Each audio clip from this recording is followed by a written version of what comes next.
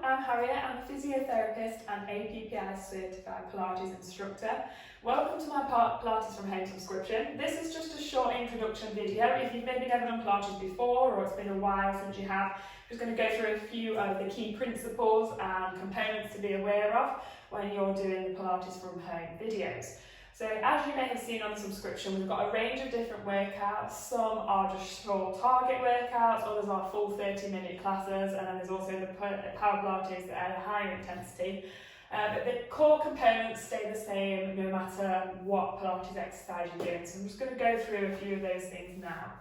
So if we start off in standing, the first thing is our alignment of our legs. So whether we're standing up, whether we're lying flat on our backs or on our fronts, we want to make sure that we're in good alignment. So we might start with the inside border of the feet touching, turning those toes out, and then taking those heels out, so we know that everything kind of from the toes up to the knees to the hips is then in good alignment. Toes are pointing forward at 12 o'clock on a clock face. If we work our way up, knees should not be hyperextended, so we don't want to lock back onto those knees. Keeping them kind of relaxed in a neutral position. You may find this more comfortable, it won't stray on the hamstrings in certain stretches, and we're not locking back and kind of hinging at the end range of the joint. Next, coming up to the hips. So if we bring our hands forward onto our hip bones, just going to think about our pelvic position here. So you may or may not be aware of pelvic tilts. This is just a little exercise we can do, again, in standing, sitting, or lying on our backs to think about that pelvic position. So if we're thinking about the pelvis being a bucket of water, here we can kind of arch through that lower back to tip water out the front of the bucket, or tuck that lower back and tailbone underneath to tip water out the back of the bucket. So this is our pelvic range of movement. If you're finding it a little bit tricky to grasp it in standing, it's quite a funny movement, as you can see. You might want to start off lying on your back and trying to do it here by flattening that back completely down into the ground and then arching that lower back up away from the ground. So it's the same thing, it's this pelvic movement. So when we're doing our Pilates exercises, we spend most of our time in a neutral pelvic position. So this is kind of halfway in between. So we want to think about, again, if that pelvis was a bucket of water, the water would be in line. So it wouldn't be coming out the front like this. And it also wouldn't be coming out the back like this. So it's in a good neutral alignment.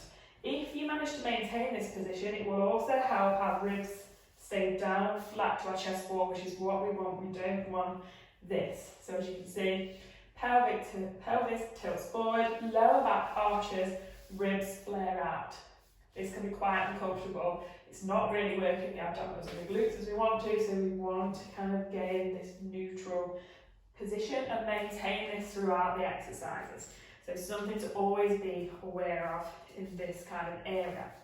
Working our way up then to the collarbones. So think about lengthening those collarbones, drawing the shoulders back so we're not kind of rounded and collapsing like this. We're back and down, and then that again applies whether we're standing, whether we're lying on our back, flat down on the mat. Think about lengthening through the front, opening through the chest. A lot of the time when we're doing our movements, we will be leading with the thumbs going first, so that's keeping that chest nice and open, keeping the shoulders nice and comfortable. Next, up to the neck. So we want to think about drawing and lengthening through the back of the neck, so we don't end up like this. This may be where we spend a lot of our time on computers, driving the car. We're gently tucking that chin in and lengthening through the back of the neck, as if someone's pulling these baby hairs and drawing them up behind you. So that will in turn create more height, drawing the head up as if that helium balloon's attached to it, making us nice and tall up towards the ceiling. So again, this applies whether we're in standing or whether we're lying flat on our back, so we're lengthening through the back of the neck and not letting that chin poke out in any strange directions. Another thing to be really aware of throughout Pilates exercises is our breathing. So a lot of the time I'll be cueing the breathing through the exercises. It can get a little bit complicated if you've got a lot to concentrate on at the same time. So don't worry about it too much if you're a complete beginner. But the main thing to think of is not holding your breath. So you're not going to get as much benefit from the exercises. If you're holding your breath, you tend to concentrate on everything else that's going on. So think about nice, deep, relaxed breaths in and out. We're trying to get right down to the bottom of the lungs here. So thinking about getting that expansion out as we take a deep breath in. And exhaling all the way out. So really feeling it down to the bottom of the ribs and the lungs. So keep checking back in with the breathing at all points throughout the exercises. Final pointer for now is thinking about engaging through our centres. So if we can stay strong deep through the centre, it will make all our limbs and everything else feel a lot lighter and easier to move. It will also help us to get the most out of exercises that incorporate abdominal work or balance work or anything where we need to stay strong and stable. So one way to do this, if we find the hip bones at the front here and just kind of roll inwards into the abdominals, you will find our deep abdominal muscles, also known as the transverse abdominis. So we want to think here about activating these muscles, which we can do easily by getting the sensation that we're drawing that belly button in towards our spine. Or another thing to think about is squeezing into a tight fitting pair of jeans, or having a belt that we're trying to fasten a little bit tighter on a tighter notch. So we're drawing in through this lower abdominal area, lower tummy area. Hopefully, if you're feeling in the right area, as you get that sensation, you should feel kind of a tightening or something tighten underneath your fingertips, which is just those muscles engaging. So have a little play around with this. Again, this might be something that you find easier to do lying flat on your back. It's the exact same principle again, so find those kind of knobbly hip bones on the front of the pelvis, move slightly inwards, maybe straight over that muscle. Just practice that alone without doing anything else, without incorporating it into any other exercises, just engaging those deep abdominal muscles, holding it for 5 seconds, releasing it off, drawing in, holding it for 5 seconds, and then releasing off, making sure you're not holding your breath at the same time. So you want to get the kind of differentiate between here and here. So one way to do this, again, locating that area, drawing in and holding it as you take 5 deep breaths in and out.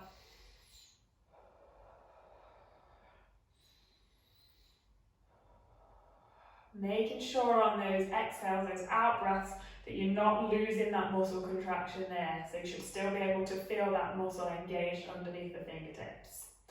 So you'll probably hear me saying a lot throughout the exercises about activating the centres or pulling through the centre or engaging those abdominal muscles if we're doing abs exercises, and that is basically what we're talking about there, working on those deep abdominal muscles. So hopefully that will now make a little bit more sense. So that's basically the key components that we need to cover for today. Maybe now it's time to spend a little bit of time on those, or just kind of be aware of those as you start with your Pilates exercises. Anything at all that doesn't make sense or you're struggling, please drop me a message or an email, and I'll be more than happy to help you in any way I can. Looking forward to seeing you all very soon in subscription exercise videos.